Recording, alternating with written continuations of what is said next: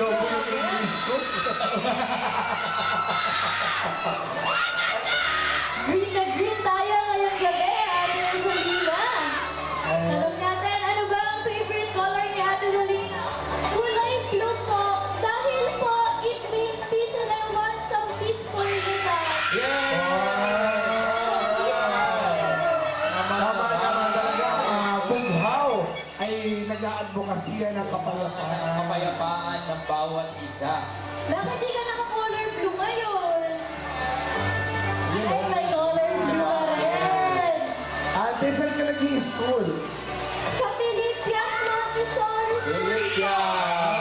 Philippines, ito yung sa San Juan, ano? Okay. Sabi ni Ate Selena, gusto niya maging architect. Yes. Opo. Dahil po pagandahin po ang taytay at maliit ang mga bagong building. Thank you, Ate Selena. Alam mo, yan din ang pangarap namin ni Ate Ninay. Sa ni Kuya JV. Kaya yung mga magandahin ng ating bayan, yung mga building na nandyan, ha? Sa Ate Selena, basta kami nakasuporta lahat. Magtapat mo ang iyong pangarap. Maging architect.